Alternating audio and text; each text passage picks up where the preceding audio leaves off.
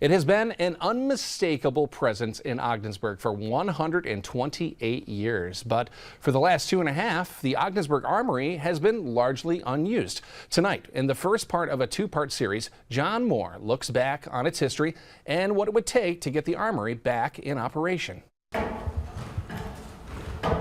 It's a steep climb to the top of the tower in what looks very much like a castle in downtown Ogdensburg.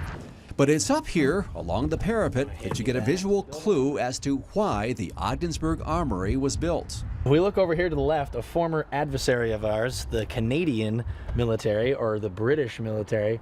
If you can look right over there, that is Fort Wellington in Prescott. The state embarked on a flurry of armory building in the late 1800s. Here is the one in Ogdensburg rising from the ground in 1897.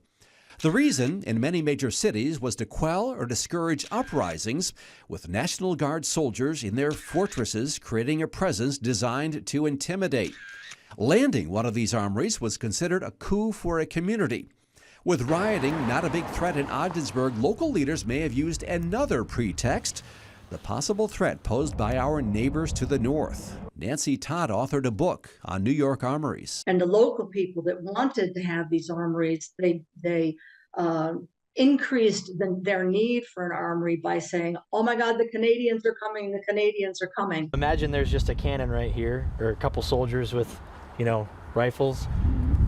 Strategic view. The state spared no expense on the Ogdensburg Armory. I think it's one of the finest examples in terms of building materials, size, scale, interior decoration, which is much fancier in the Ogdensburg Armory than it is in other armories of that period. Including the coveted Potsdam sandstone, ornate fireplaces, and even the soldiers' locker room, which still looks brand new with intricate carvings and gleaming wood. All of it, for 128 years old, is very well preserved. It'd be different if these were like ratty and like falling apart, but they look like they were built yesterday.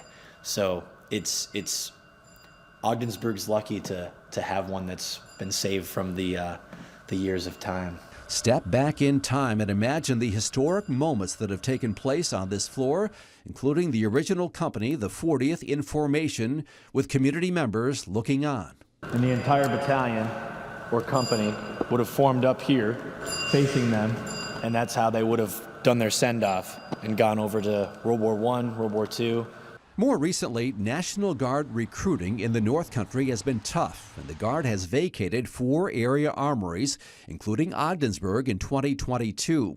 So the 30,000 square foot building sits, maintained, but used only occasionally when the Potsdam recruiter stops in. But basic appointments, they get held right here. But the Armory's prospects may change. In a statement to 7 News, the state National Guard commander says if 30 soldiers can be recruited within commuting distance of Ogdensburg, the Guard will strongly consider using the Armory again for a National Guard unit. Local recruiters love the idea. So the magic number appears to be 30. How attainable is that? I say 40. What do you think? I like that number. I always like shoot 42. I always shoot higher. It definitely seems attainable. Next time, more on what it will take to reopen the Ogdensburg Armory. John Moore, 7 News.